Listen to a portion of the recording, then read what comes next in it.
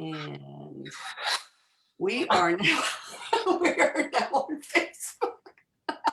Whoa. It was just a whoop. I was going to open it, but it was crooked. So Yes, we'll just leave that alone. We don't want to break anything. No. Okay, let's see. I believe we're live. We are live. And I'm live. You're live.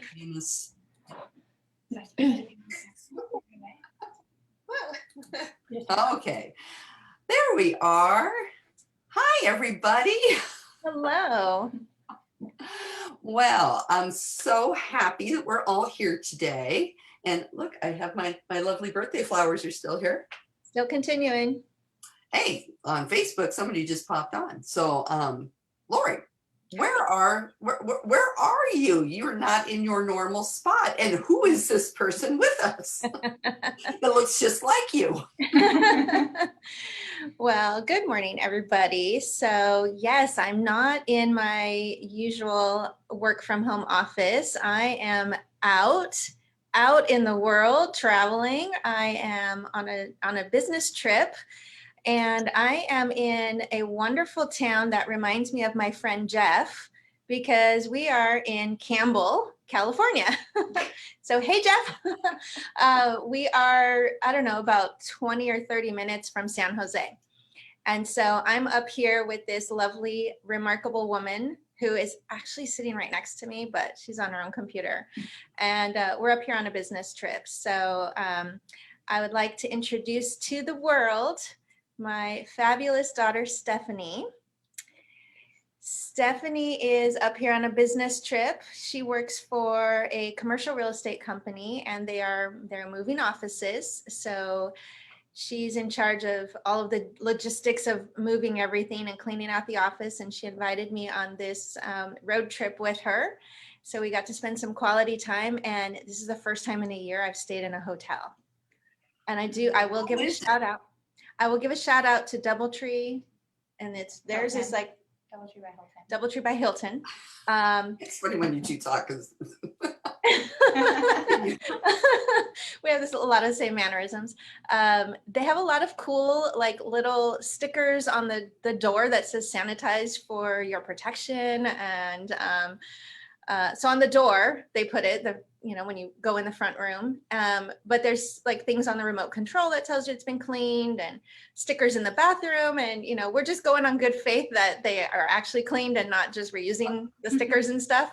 But we did bring our canister of Lysol wipes and feel very comfortable. So very excited to introduce my daughter, Stephanie. As I mentioned, she works in commercial real estate.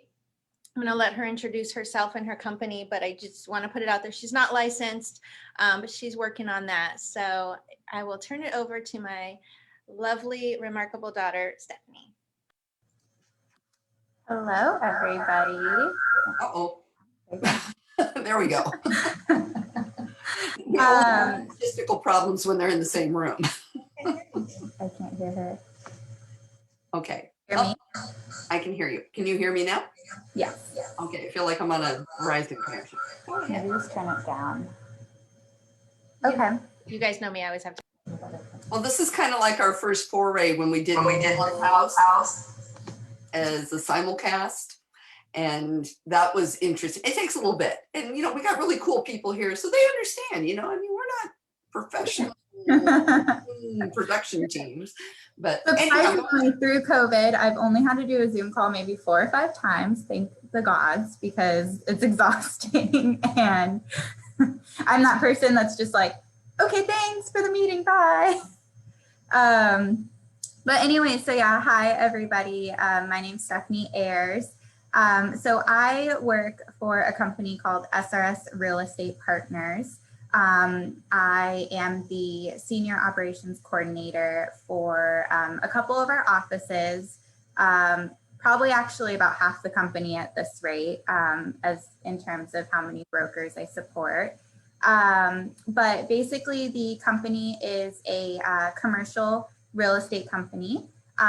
What makes SRS really cool and different from the Cushman and Wakefields and Marcus and Milchamps of the world, we specialize specifically in retail.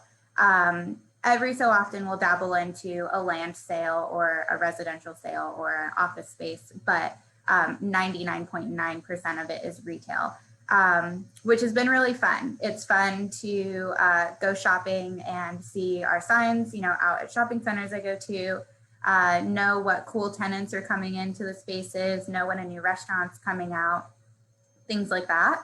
So it's really fun. What I do at the company, I manage all of the operations. So hiring all of our brokers, onboarding them, paying the bills, opening up new offices, closing offices, assisting a lot of them in just, everyday things, dabble into a little bit of marketing, a little bit of this, a little bit of that, kind of one of those all-encompassing roles. It's been really fun. I've been there for about 2.5 years almost now. And I love it. I actually came from a residential company too, and thought I'd stick with that, and came to commercial, and it's been different. It's been fun. But yeah, how far did you want me to go before anyone else talked? Well, if you're done, which, I think that's amazing. I can't believe it's already been 2.5 years. I mean, that's crazy. But what is it like? Because commercials mainly, shall we say, a man's world. And how is it? Are we seeing more women getting into the commercial space, especially in the retail? What are you seeing out there? Yeah, I would say our company is about 85% male. When I went and interviewed at the office, I walked into the office and I think saw 2 other girls in the whole office, and was super intimidated by that. I felt like I was walking into, I don't want to say a frat house, because it's not a frat house, but it was just so dominated by males. And that was the first thing I actually thought of was, wow, this will be interesting. It's grown since then. Definitely more of the females are in support roles like I am. All of our marketing team is female. All of the other operations are female. So it's very interesting to see that it's a very support role is female. We do have a handful of female brokers though. I would say, maybe 10 or 15 in the whole company. And the ones that we have are amazing at what they do. They're all great. They're all top producers. They've all struggled with it being a male dominated company. It's me. The company is maybe about, she asked me a question, but you can't hear because she's on mute. We should have been in different rooms for this. The company is maybe about 300, 400 people. So it's not huge. We're all over the country too. So, but yeah, so every female that is a broker, I mean, I've talked to a couple and they've struggled with, just having a baby and having to, do their thing while they're out on tours and stuff like that. And it's so different. They don't have a lot of other female brokers to relate to with a lot of those things. But they are, they're all so great at what they do and amazing, and they're shining. And I really hope that we do end up having a lot more female brokers because it's important. It's nice to have more females around than male, but yeah, it's definitely a male dominated industry. Yeah, well, it's good to hear that women are making headway into it, though. I think it's going to be a long time before we see, an equal representation. But I think it's great that women are stepping forward and getting into that role. Yeah. For retail, though, what's happening? Because we hear so much about, it's the death of retail. Amazon's here, and who needs a store anymore? What trends are you seeing out there? More restaurants, less shops, or are shops still out there and people just don't know it? Tell them about the 2 types of, so I'm asking her a question, but I think she needs to explain a little bit about the leasing, what they do in retail, and then she can answer that. Yeah, I can go into that. So our company, so like I said, it's specifically retail based. And the entire company is retail. And we specialize in leasing, obviously. So the whole company is kind of separated into two teams. So we have people that represent landlords and their shopping centers and help them find tenants to fill their shopping center. And then we have people who represent tenants and help them find spaces to go into shopping centers. That's the premise of the company. I support, and what's kind of newer to the company within the last 5-7 years, is what we call the National Net Lease Group. And what they do is investment sales in retail. So they have clients who are interested in purchasing big shopping centers or just a pad. So, if there's a McDonald's at the corner of the shopping center or whatever it is, they can purchase that property and it's an investment for them. So they're investing in the business, they're investing in the property, and it's, typically these clients have lots of money to be able to do that. It's, not cheap, it's very expensive.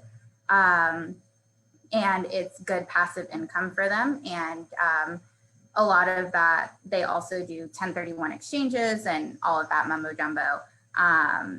And so that's kind of, we have two different sections of the company because of that. So anyways, when COVID happened, retail's dead, basically, at least we all thought. And I honestly had no clue what was going to happen, what we were going to do. And it was so great to hear that we didn't have to let anyone go during the pandemic. We didn't have to, nobody was even talking about that, from my perspective. And that was really reassuring to know that even though retail is dead for a minute, we have, enough clients, enough this, enough that to sustain and, stay a while. And one of the biggest things that we try to do with our clients is not just try to find one space for them and call it a day. If we work with a national tenant, one of them's Raising Cane's, for example, is one of our big clients here in Southern California. And we really work with them to strategize on their growth strategy. And we're not just going to help them find one space. We're going to be their go-to broker to help them find every space they're in Orange County, in LA, wherever it is, and help them expand and help them grow. So in the beginning of COVID, and God, I would say even up to December, more of what all that looked like with our brokers, from my perspective, is them just helping their clients try to figure out like their strategy and their next steps for what their spaces would look like. There was obviously a slowdown in signing new leases. Nobody was really going into new spaces. They didn't know what that was going to look like, and it probably wasn't going to be worth it at that time. But to know that they're really strong tenants that in a year from now can wait and not open any new stores, and just wait it out and work on their planning for future stores and things like that. That's what from my perspective, a lot of our brokers were working on over the last year, was just how to help them build and grow after this. So I'll definitely say that restaurants obviously slowed down. We have a couple brokers that work with restaurant type businesses that slowed down. They weren't opening any new stores during the pandemic. And yeah, it was just really interesting to see because, yeah, from everyone's perspective, retail was dead. But I think restaurants and obviously movie theaters and gyms and anywhere that's more of a gathering died. But shopping kind of stayed alive, and people were okay with going shopping out by themselves. And we still needed it. It was a necessity to go grocery shopping, to go to, get clothes or whatever. We also work with a grocery store tenant, and they're more of a discount grocery store, and that was amazing during the pandemic because everyone wanted a cheaper grocery store to go to if their budget was tight. So it was really interesting to see just how we were still able to flourish and do great. And our net lease, our investment sale group did amazing this year because interest rates were low. People were looking to spend all of their money when they could, when it was cheap, and purchase these shopping centers and have an investment to set them up so that they have money in the bank for future. And it was so weird because it's like we didn't slow down. We maybe had 2 weeks of like, oh, what do we do? What do we do? And it still flourished. It's different.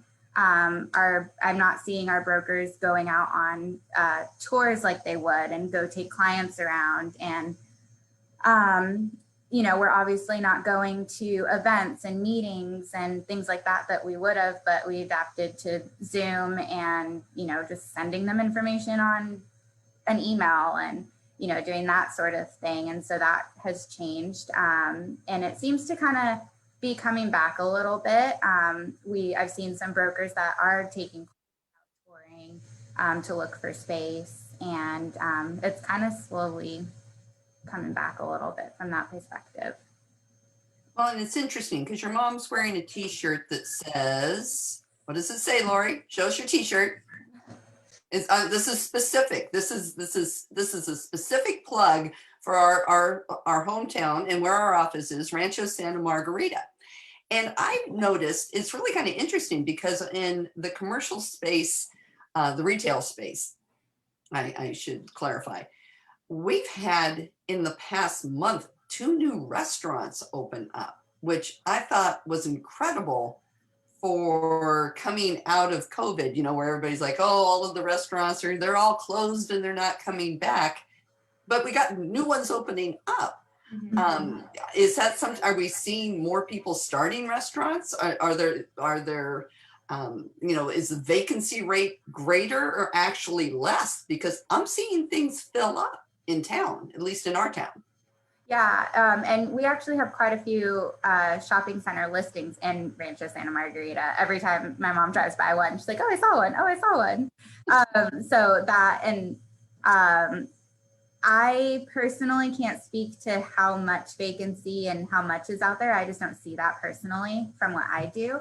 But I hear the guys on the phone and they're like, we just signed a lease for this new restaurant or this new coffee shop, or it seems like I think people are seeing the light at the end of the tunnel, or even 6 months ago, just knowing that it's gonna take months to build out your space and get it going. And so I definitely think during the pandemic, there probably weren't a lot of little small mom and pop shops opening up because that's really scary, right? It's their life savings going into something.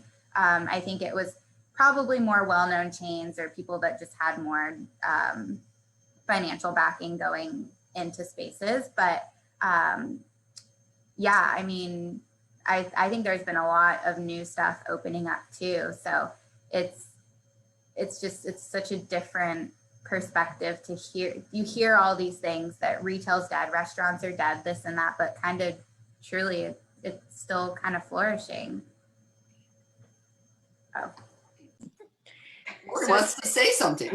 Yeah, I'm just chatting them to let them know I need to talk now. Because yeah, I thought it would be cool to be in the same room, but this is technically, not working very well. So I'm being quiet so Stephanie can share her information.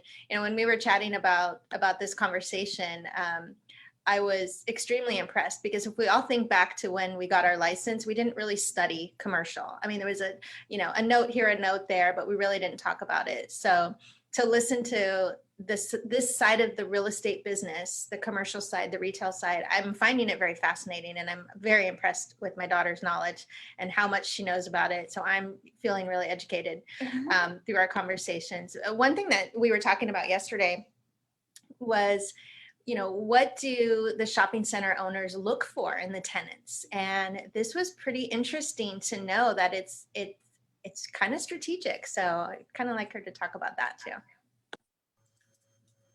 Yeah, one thing that came up when we were talking yesterday is how how tenants are looking for spaces to go into, or how landlords are looking for tenants in space. And one thing my company does, and I can't speak to any others, I've never worked anywhere else, but what I see very heavily is we do a ton of research on local demographics, on how many cars drive by that shopping center daily, what's the income levels in that center. Like, we truly are looking into the research and not just saying like, oh, you need a 5,000 square foot space, here's a 5,000 square foot space in your budget. Like, maybe it doesn't make sense to have whatever particular tenant in there. And, you know, as a landlord, you want your center to be cool and hip and fun and fit the demographics. You don't want to put something that's too bougie and kind of a not so bougie shopping center, or vice versa. And She works in Newport Beach, by the way. So. And bougie is one of our favorite words. So it is. It's true. But same thing, you know, for example, with Raising Cane's, from my perspective, like, they just used to be in LA and Inland Empire, and now they're growing into Orange County. And I think that was something where people probably thought they're never going to come here. No one really wants it. We have Chick-fil-A, like, whatever. Not that they're the same, disclaimer.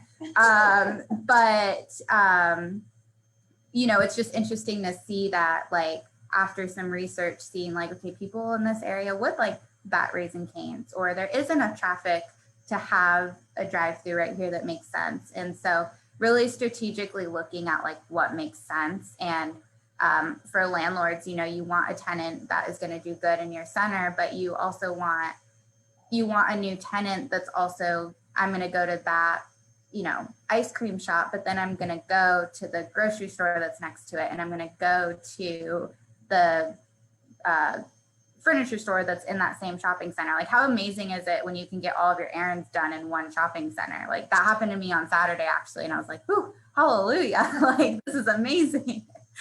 And so, you know, landlords want something that's going to build traffic for the rest of their shopping center, because it's important to them, whether each tenant really cares.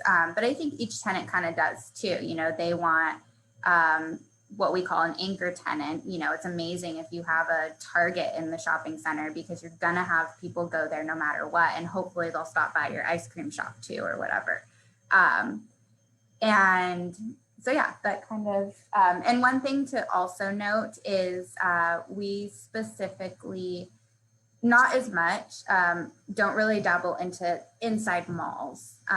Those are kind of a different animal for reasons I personally don't really understand and know. I've just kind of been told it's a little different.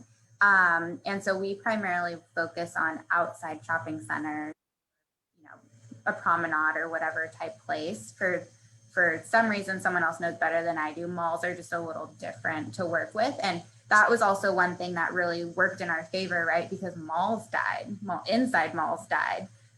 They weren't open. And, you know, you go into a mall and it's like sad, because everything's just closed and dead and not open inside of there, even if it's a really good tenant in there.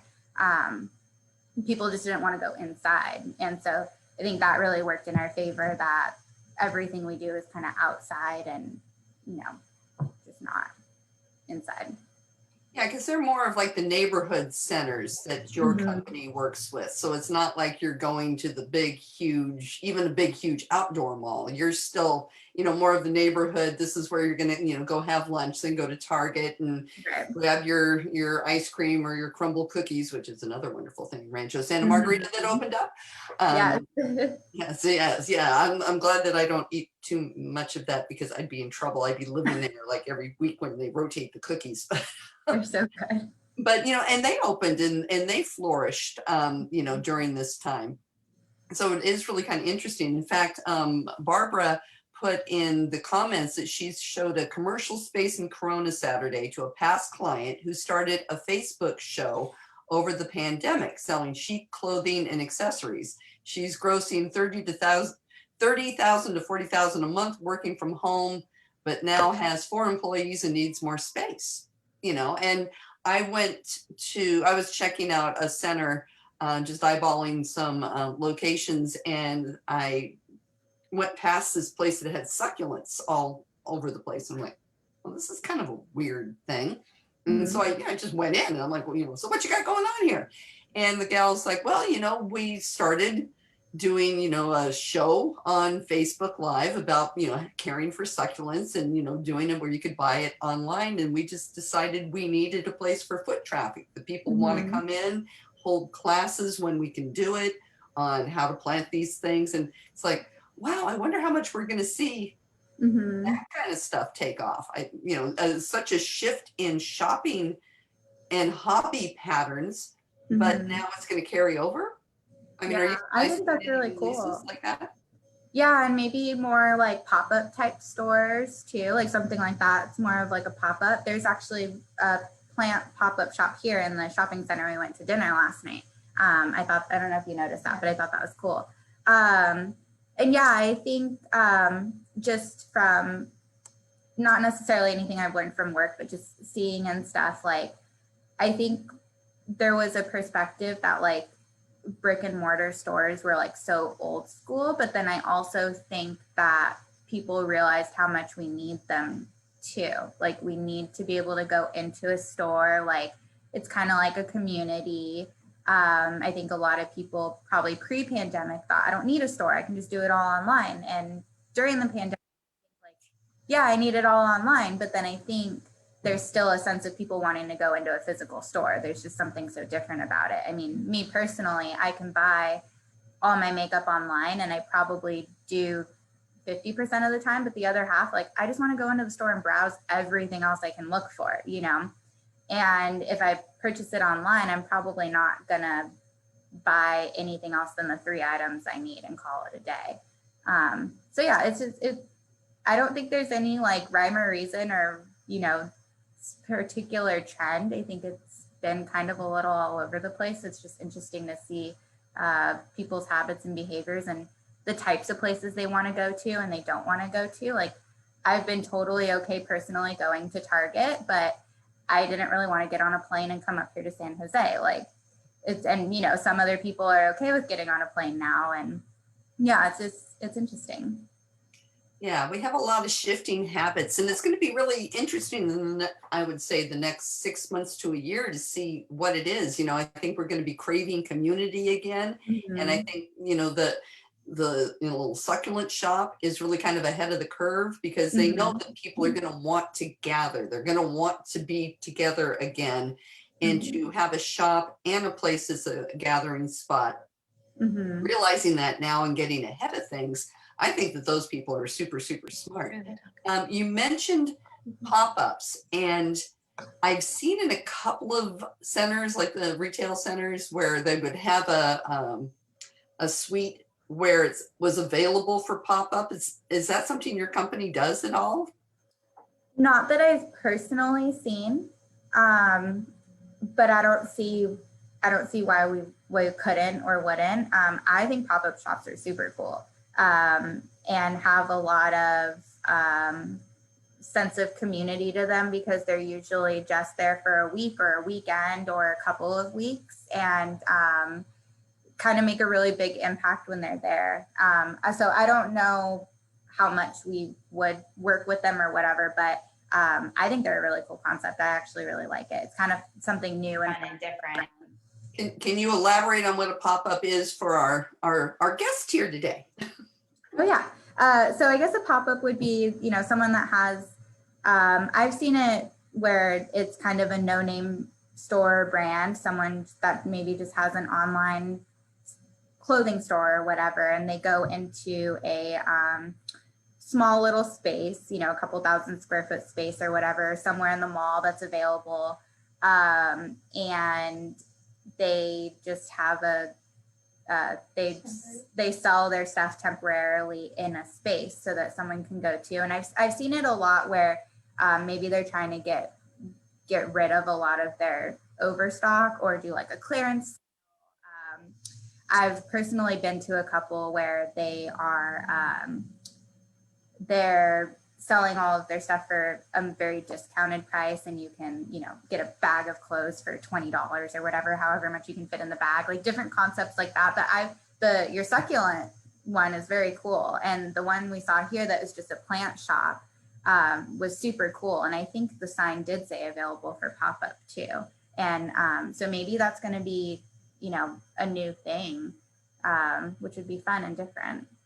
Yeah, especially if the pop-up restaurant thing pops up more. Yeah. That might be a little harder though.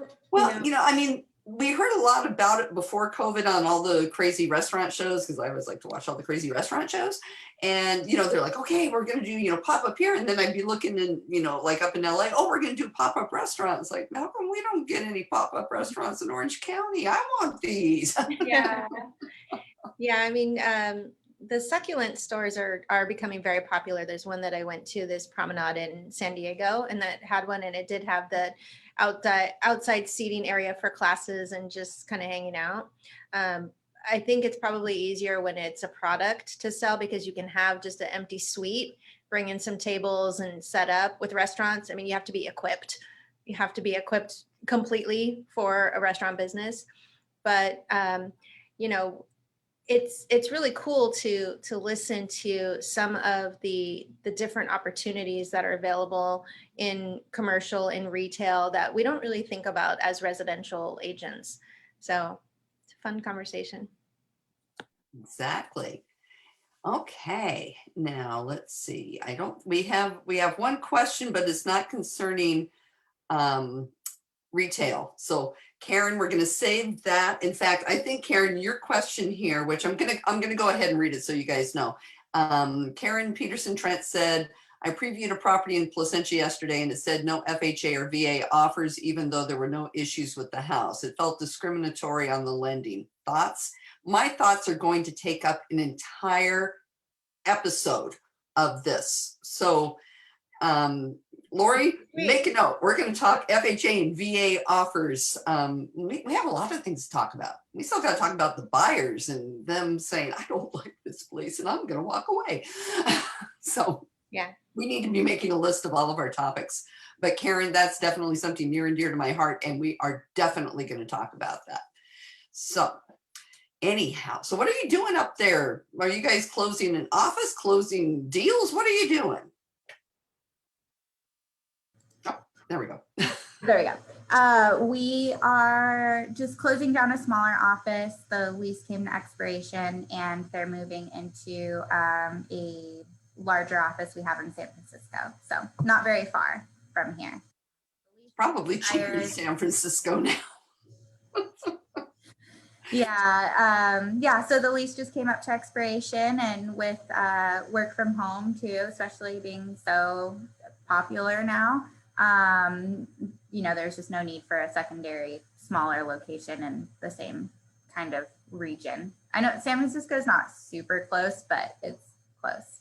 Yeah. I mean, people commuted a lot farther to get, when they had a job in San Francisco, there was, oh my gosh, some people were like driving from Sacramento area, Vacaville, I don't know how to pronounce it, maybe even Stockton on some things. So, it's probably really kind of cool to be able to go to San Francisco and say, oh, this is affordable. Yeah. Would have thought. But, I just thought of something else. Do you guys do any mixed use retail where you'll have, residential properties above, let's say, and then you have retail spaces below? Have you guys done any of that? I've noticed that actually here a little bit in Northern California, a little bit more, and maybe it's just from my exposure with it. I only saw it here, not in Southern California as much. But I've seen it specifically more with, those types of places. They'll have coffee shops or a gym concept. And our company works with a lot of gym concepts and, like a F45 or row house, things like that. And so those are the types of tenants that obviously work very well in a mixed use space. And so I've seen a little bit of that up here as well. Row house, that's a wonderful thing. I haven't been, but there is one here. Oh, Figured it out They're- last night. They're fun, but once I get my golden ticket and get a couple of stabs in the arm, I'm back. Then you're back. Yeah, I haven't stepped foot in a gym or anything like that. No, I couldn't. I just can't. Even though they've taken half of the machines out, you know, I'm looking at it, and then, you know, because I was really getting into it before the pandemic, and it's like, okay, 3 times a week, 4 times a week. You know, this old broad was just out there just rowing for her life, and then it's like, I ain't walking in there. There is no way. You know, and they had it out on the sidewalk.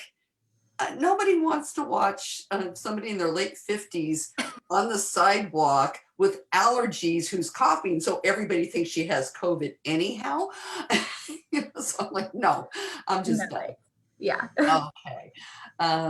Let's see. And Olivia asked, what company are you with? Because she missed it.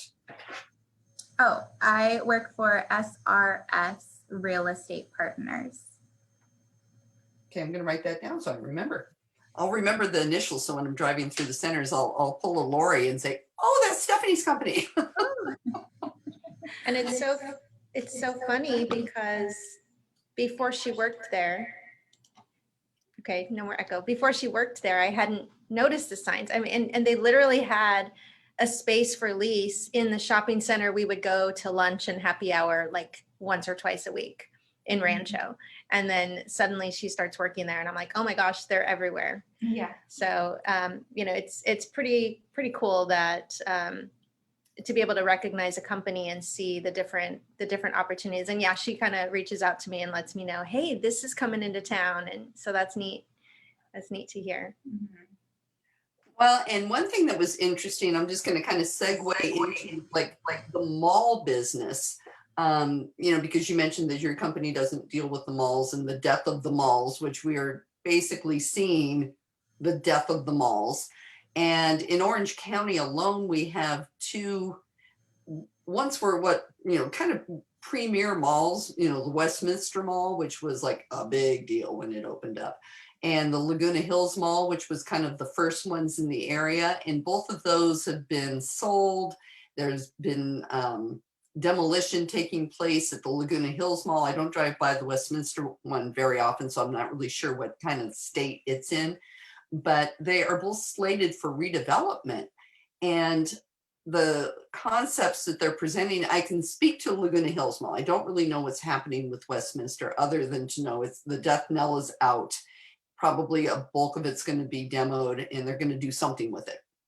Laguna Hills, they did demo half of the mall. So now they have just this big green field now because of all the rain and it's spring and all the grass grew. Otherwise, it was really kind of ugly. And they've been recycling plans on trying to figure out what they're going to do with this mall because nobody wants to go to indoor malls anymore. And that place, like you mentioned, you would walk in there and there was nobody. I mean, nobody in that place for years. But now they have, they presented plans. It's going before the city. I believe they were looking for realtor support on their project. And they're trying to make more of a, you know, all-in-one kind of spot, kind of like what you mentioned, where you don't have to get in your car and really go anywhere. You know, maybe not. Since there's, you know, a big hospital next door, Saddleback Hospital's right next door to it. There's going to be a need for housing, more housing. Of course, unfortunately, they're not looking at any ownership opportunities. It's only rental opportunities because of the real estate investment trust that is developing it. They can't, according to them, they cannot build ownership, you know, units. They can only do rental units.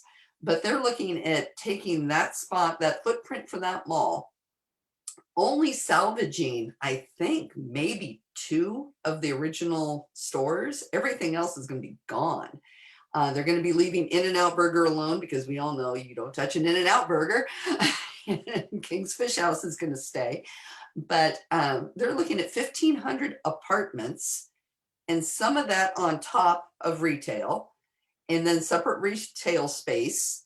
They're going to take their movie theater and put it on top of retail, which I thought was kind of an interesting setup because they figured people are still going to want to go to the movies.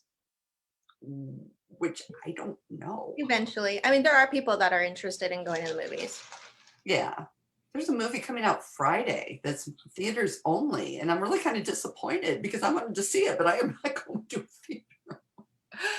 But it was, and I left out, they were going to build 3 office buildings along the freeway, but have all of this residential there where, you basically don't have to leave. But a lot of people in the group, when it was presented, were saying, who would live in such a spot? I don't know. Stephanie, since you're of the younger generation, would you live in such a spot? Maybe if you were working as a nurse at the hospital across the street? Or would that be just too much noise and everything for you? I actually think I would. I've so before I worked in Newport, our office is right by Fashion Island. At my old company, I worked in Irvine by the Spectrum, and they had a lot of and similar to Newport, they have a lot of those apartment buildings and condo buildings that have your little community in it, like the UPS store and a Starbucks. And I always thought those were so cool, honestly. If I was single and didn't have a giant dog and could, if I was just on my own and you could just walk everywhere and go grab a cup of coffee downstairs or go to the movies or the mall, like I probably would. Although I am a little more like quiet and reserved and don't like to go out all the time. So it probably would have to be a good mix between not too much noise. I don't think I could be, over top at a downtown center, but if I had to walk a couple minutes to get to the little section that had everything, like I think that'd be really cool. And I know that a lot of people do enjoy that, like even if you're not single, but yeah, you're stationed there because you're a nurse at a new hospital or whatever, and you don't have, friends or family nearby. Like, I think that'd be a cool place to meet people and hang out and just not feel like you have to, shoot, at that rate, you don't need a car to go anywhere. So I think they're really cool concepts. Yeah, I thought it was interesting that we had quite a few people that were saying, I wouldn't live there, it's too noisy, and it's like, well, there's plenty of people that would, because honestly, I think it would be really cool if, I was in a spot where I needed, just to kind of have a little smaller lifestyle. Right. And to be able to walk to Trader Joe's and, because that's like in the next center over, and if you can't walk that far, well, but it was interesting. And Lisa Yee's on here because she knows what I'm talking about because Lisa was in there too. And I thought it was, her and I both thought the concept was really cool, but the amount of people that were fighting it was really kind of amazing. But I think it's a shift that we're going to be seeing. More ownership concept would have been really good because, 1,500 rental units, that's a lot of rentals, but there's a lot of rentals all over the place right around here. And we do need housing. So I guess however we can house people, we should house them. But they did say that there was a possibility for a conversion. If another developer came along and said, okay, I'll take this building, we'll turn this into condos and give people that opportunity to purchase and build that equity. So then, but why don't you explain that? Because you asked the question, or as you relayed to me, you asked the question in the meeting, and the answer was something that we didn't initially think about. What I'm referring to? Yeah, I mentioned it just briefly a second ago that the developer is a real estate investment trust. And they said two reasons why they couldn't build. And Lisa, if I'm missing something, throw it in the comments here. That number one, that the REIT couldn't build ownership units. And number two, they were worried about litigation from HOAs. And from, if it was going to be a home ownership situation because of the litigation problems that, California, our favorite pastime is suing people. Unfortunately, we're the most litigious state in the country, hence why we have stacks of documents like that every time we do a transaction. But the fact that people aren't building condos because of litigation it's sad. It's, everybody just wants to sue everybody. Lori, what do you think about that? Well, I think it's pretty interesting. You know, you can sue for anything. And so, you know, as part of their business model, they're trying to mitigate risk. So it makes sense that they want to avoid something that gives them the potential liability. They build it for a specific use and then sell it off later. It's not their problem. And hopefully, you know, that will happen to be able to achieve some of those goals of having the opportunity for ownership within such a large new community.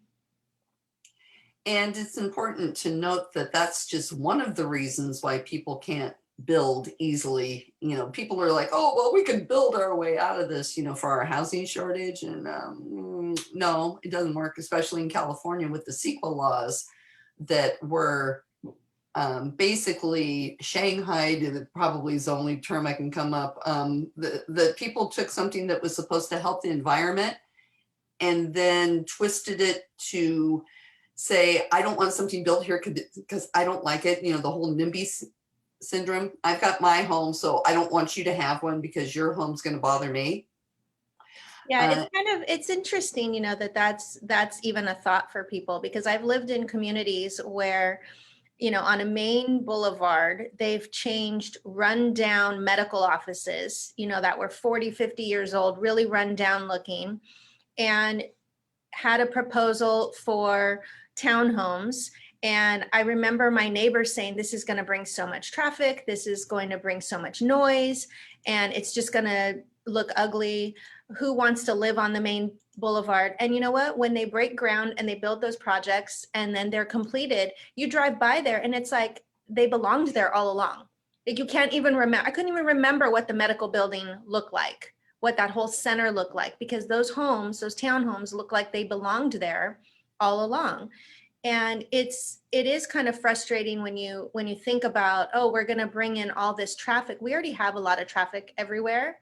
And at one point, our entire community was orange trees. And, you know, we were talking to one of Stephanie's agents here, and we were mentioning this is a quaint little community. And he said, yeah, you know, back in the day, it was all apricot groves and I forget what other cherries or something. And it's like, yeah, at one point, every place was just dirt or farmland. And we have a population that continues to grow. We need housing for them. So we need to just accept it, embrace it, and recognize that, you know, they're looking at all of the different impacts. When we look at the Laguna Hills project, you know, I was talking to a friend months ago who said, oh, that's going to be crazy. There's going to be so many new cars. Well, guess what? It's a mall. There was already cars going there, you know, hundreds or 1,000 cars every weekend and at Christmas time, you know, so it's not new. It's not going to be, in my opinion, it's not that much of an impact, because guess what? Our freeways are so impacted because people have to live somewhere. So they're commuting in for work anyway. So it's not, in my opinion, it's not really that great of an impact. It's just something that we need to adjust to.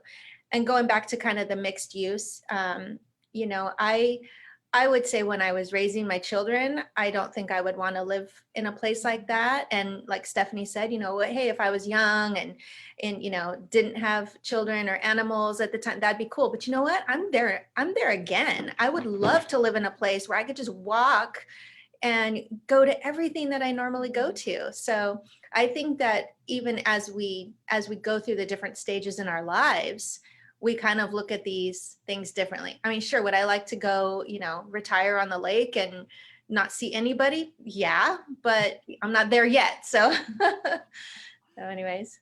So Lori's going to be a hermit. Okay, so Well, I'll remember that for the I Golden want to be a Girls house. hermit, but if I could live on a lake, that'd be great. Maybe the What beach. about the beach? I thought we were going to do Golden Girls house at the beach. Okay, that too. I love the beach too. I love looking at it, but I don't know. The lake, you've got the water and the trees. That's true. That's true. Or you rotate. You have a place at the lake, got a place at the beach, maybe a place at the desert. Well, I could live without the desert. It's nice to visit. Nice to visit. Well, and it's interesting, you know, because what you said about, you know, now, you know, different seasons of life or whatever, you know, and it's funny because a lot of the places that people looked at to build for the millennials and all of that, who are now the ones that are going out to the suburbs and having big dogs and starting to have families and that kind of stuff.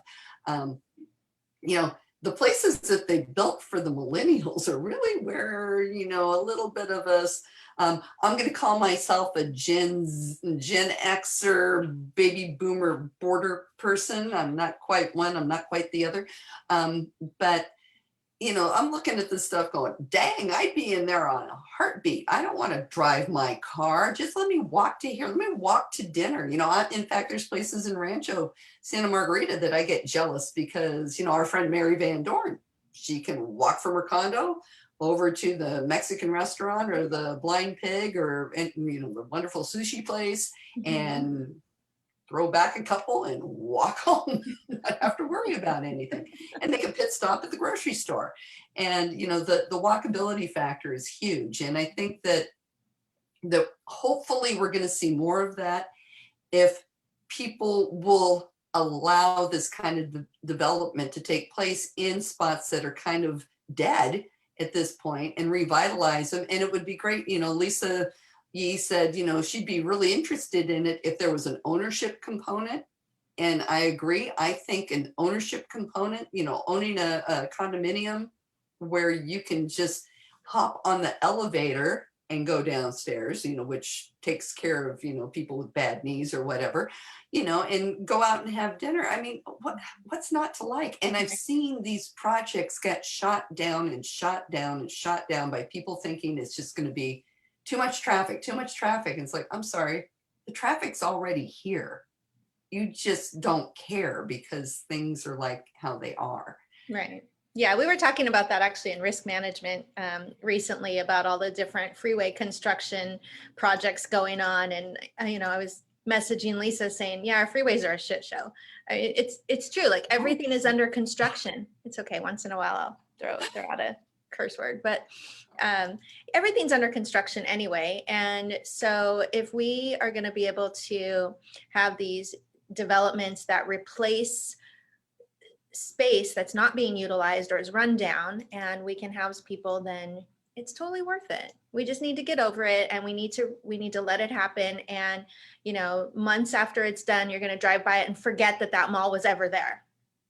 Exactly. Like nobody says anything about the apartment complex that's built on the other side of the retail center.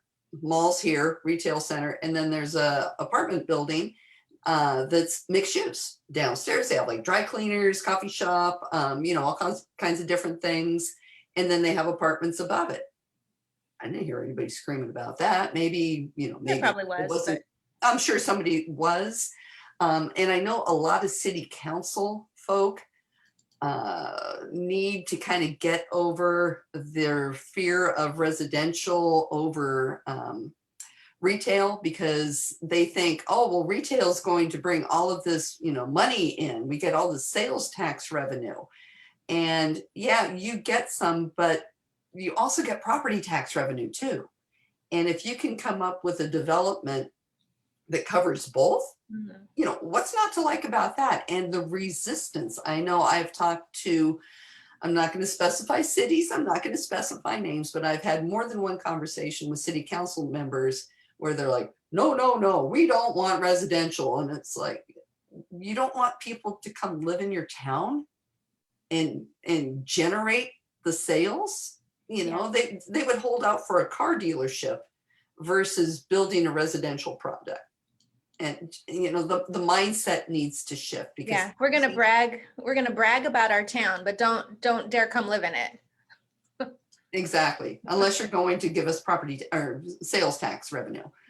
And it's really sad. And they need to, you know, educate the city councils because these are the people that make the decisions that affect where you live and where you work. It's not, you know, the state does some, the county does some, federal does some. It's city. And educating the new city council people as to the importance of having a good place for people to live, which includes more housing if you can develop it. They're having to come up with their what they call RENA numbers, which is what their housing elements are going to say. for as many people as that are in town, how much more housing do they need, and how much of that needs to be affordable. And the sad thing is most cities blow it off. There's a loophole that they can, pass it on to somebody else. And they do. They don't build. They don't do what's best for their community. They do what's easy for them. Yep. Yeah. Well, Let's it's see been a what's cool in our conversation. Oh, what was that? I said, this has been a cool conversation. We've just been talking about residential for so long. For me, it was nice to hear another side of the real estate industry with the retail conversation. I think it's fascinating. And, I thought it would be a worthwhile conversation so that people can, our audience can be a little more informed about, what goes on in that space. And as Stephanie is working, what's that? That space is still our space. It is because we're bringing residents in to the communities, and we want to be able to have retail and that is attractive to them. So, Stephanie is working on her real estate license. So, obviously she's not the spokesperson for the company, and she hears a lot and she knows a lot. So that's why I thought it would be worthwhile to have her share this information with us. But hopefully as she works on her real estate license, maybe she'll become a commercial real estate. She's a commercial real estate agent. She's getting some great training at her company. And just want to give a shout out. Her birthday is on Sunday. Oh so happy almost birthday. Another good birthday. It's just like birthday central around here. I mean, gotta love it. Gotta love it. Yeah. Well, let's see. We have just a couple of comments. I'll read them real quick. Lisa Yee said the development by Lennar near the 405 in Jamboree and Irvine did pretty well. I had millennial clients looking into specifically like those high walk score communities. And then Nick Baldry. Hi, Nick. We're so happy you're here. Everybody's giving you birthday wishes. I can't read this. Okay. The lack of walkability in Southern California was baffling to me when I arrived from the UK. Being able to walk to shops, places of work, and most importantly, the pub are totally the norm in other countries, and that's well worth embracing. And yeah, and isn't it crazy? Like it took a pandemic for us to realize in Southern California, patio seating is a fun thing. Like, I mean, it's ridiculous. And now, when they block the streets so that all of the businesses can have that patio seating, that is the funnest place to be. Yeah. I really hope that stays. What's that? Have you been to the Circle? Yeah. Yeah. Yeah. I mean, that is like so cool. That it should be like that permanently. I agree. Yeah. We need more of that. Well, and Stephanie, you're going to need to go into Facebook and go see everybody wishing you happy birthday here. There's a whole bunch of them. So. Okay, well, it's a couple of minutes before 10. Any parting words before Stephanie gets off to work and shuts down that office? I just wanted to say thank you for all the birthday wishes. Thanks for having me here, and hope everyone has a great day. Well, and thank you for joining us. We're so happy that we had Lori's little look-alike, and you can tell the intellect is there too, like mother, like daughter. Got it from her. And I couldn't say no to her either. I mean, how could you? So it was like, are you going to do this or are you going to do this? Oh, she pulled one of those. No, she didn't. I'm kidding. She would never. She would never. No. You got yourself a good mom there. She's good. Yeah. Thanks. Like on you. I feel like I'm at like a sporting event, but I forgot what those are like because I haven't been to one for so long. Yeah, sorry about that. No, I didn't have to twist her arm too much. I did a little convincing of why this conversation would be interesting and valuable, and I hope that those of you watching today found some value in it as well. A little departure from what we normally do, but I think it's fascinating. So. Well, and we even have a comment that just popped in from Yvonne. Obviously, she finds it fascinating too, because she says, any recommendations for additional training for commercial? Oh. Lori? No. Well, I think we should look into that. Yeah, that I don't know personally. Cannot be me. I don't know for sure. I do know that commercial's big association type thing is called ICSC, International Shopping Centers. I should know that, but I don't. ICSC. Maybe start there, look to see what kind of stuff they have. That is like our association where all of our big conferences are held, like the group that hosts all of our conferences and things like that. I don't know if they do any sort of training and things like that, but maybe that'd be a good place to start. Sorry. Maybe we can find out a little bit more about it and bring it to the group. That might be a cool thing. Okay. Well, it's 10:01. It just changed on me. So I guess we're done here. You girls have a wonderful time and enjoy yourselves and drive safe. And Lori, I'll check on the cats. I'll check on the cats today and tomorrow. Thank you. Thank you. I appreciate that. So yeah, we're going to get to work closing down this office and hang around town. It's a cool little town here. So we're going to have some Mexican food tonight out on the promenade and enjoy ourselves. So thanks everyone for allowing me to introduce my fabulous daughter, Stephanie, to you all and bring some other information to the group. So thanks. Okay, we'll see y'all later. Have a good week. Bye everyone.